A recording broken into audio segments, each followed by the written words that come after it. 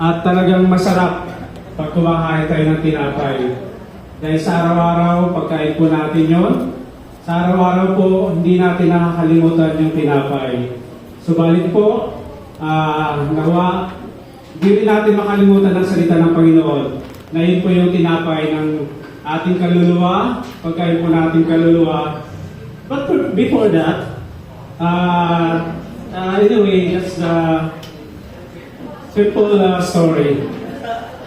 We go to the arbors first before we go on. Mga student, mga kapatid, at mga kapamilya at kapuso. Wow! Praise the Lord. Sabi nga po sa John, taglit lang ha.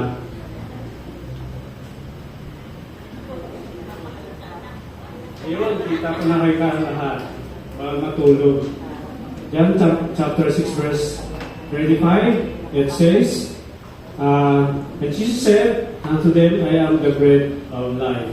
Biglang sabihin po, talaga po naka-emphasize po yung salita ng Panginoon na siya po yung tinapay ng buhay. Dahil po sa salita ng Panginoon, nagkaroon po tayo ng pag-asa, nagkaroon po tayo ng relasyon, nagkaroon po tayo ng pagkakilala ng si Jesus po ay siya po yung buhay, siya po yung kaligtasan natin. At sabi nga po, bread symbolizes life. Talaga po yung tinapay ay nangangahulugan po yun po talaga yung buhay na kung sa araw-araw po natin buhay po na magkaroon tayo ng lakas. Dahil pag hindi tayo nakapag-almusal, wala tayong lakas. Pag hindi tayo nakapagtanghalian, wala tayong lakas. Lalo na po yung kaluluwa natin, pag hindi nakakain ng salita ng Panginoon, mas lalong nanlulupay-pay. Mas maigi pa nga na kumakain tayo lagi kasi meron tayo school group, may care group, may gawain. Yun po yung ini-emphasize natin at may mga care group po tayo dahil yun po yung ma-share natin po yung tinapay ng Panginoon, yung kaligtasan na meron tayo. May ibahagi din po natin. Bakit? Si Jesus na-emphasize po siya na He is the bread of life. Siya din po yung nagbigay ng miracle about bread. Pinakain po niya yung 5,000 people. Kasi pinapakita ng Panginoon na totally siya talaga yung tinapay. But not symbolical na yun yung tinapay na sinasabi niya, but tinapay na salita ng Panginoon na magbibigay sa atin ng kaligtasan. Sabi nga dito, what does bread symbolizes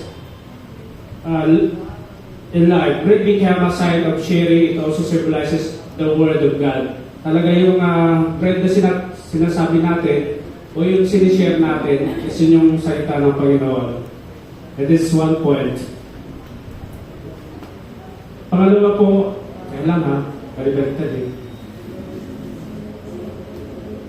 Bakit po kailangan natin ng tinapay? Kailangan natin ng salita ng Panginoon to nourish us. Kailangan natin ng salita ng Panginoon to evangelize. Kailangan natin na meron tayong kaalaman ng salita ng Panginoon para ma-share natin ang salvation. Dahil doon, yung sinasabi natin ng tinapay ng buhay na si Jesus, at siya din po yung, sabi nga sa huling, sabi niya, Jesus is the bread that came from heaven.